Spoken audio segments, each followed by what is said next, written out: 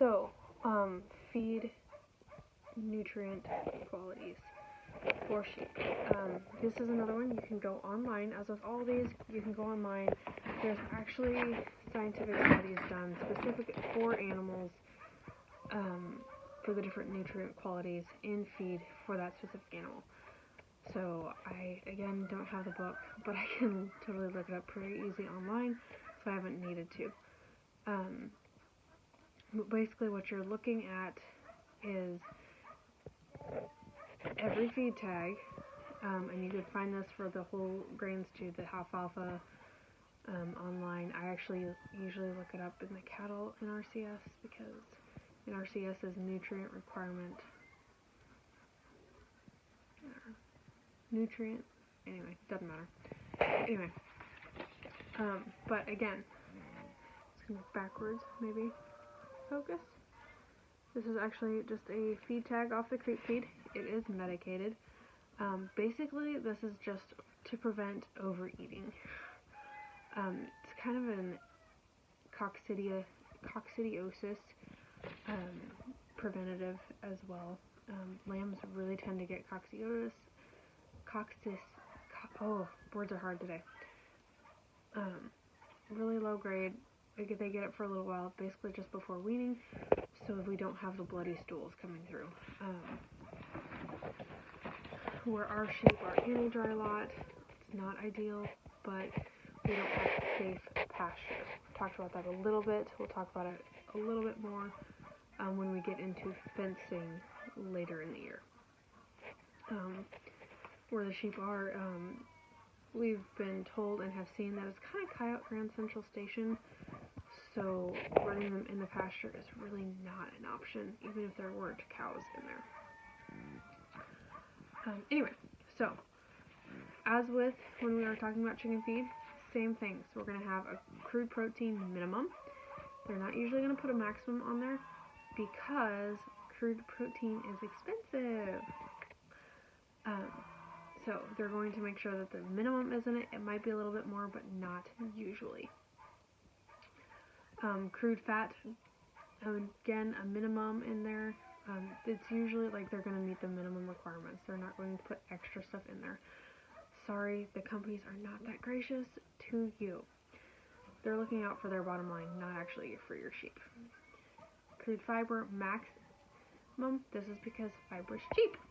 So they're going to guarantee that there's no more than this amount of fiber in there. Calcium is the one you're actually going to have parameters on, a min and a max, because, again, calcium has to be in balance perfectly with phosphorus within a very tight range. Or you start to have absorption issues. You can have, it's called urinary calculi. It looks like a water belly.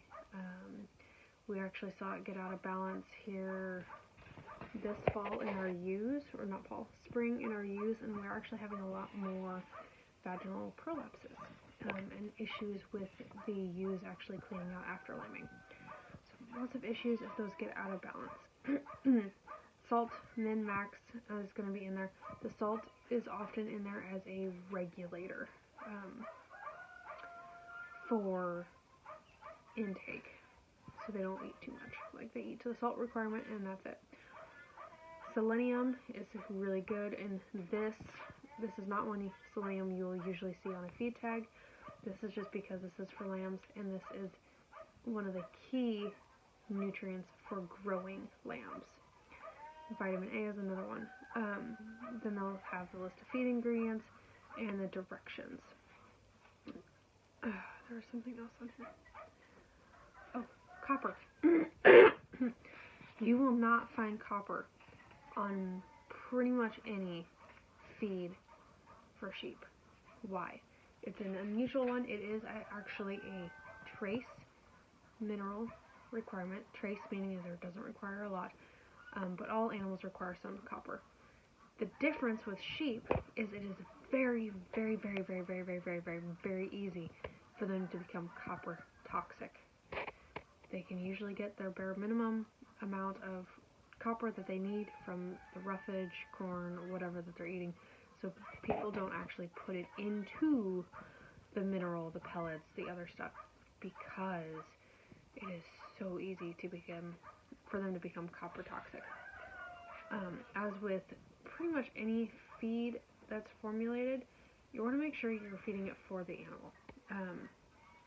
There are some, like chickens, you can kind of get away with this a little bit, switching between, but as far as like ruminant feed, you want to make sure you're feeding that to ruminants. And sheep is one, like you've got to feed only sheep to sheep. If I would get a cattle creep feed, which I still have a bucket of it, I would actually kill my sheep because there's too much copper in it. A lot of times what's in the cattle feed, you can't feed to the horses. Just because it has stuff in it that will kill the horses. So that is important to keep in mind, that you're feeding the correct feed for the specific animal. So, drop your questions about nutrient or feed compositions in the comments below. If you're wanting more, make sure to join my free group.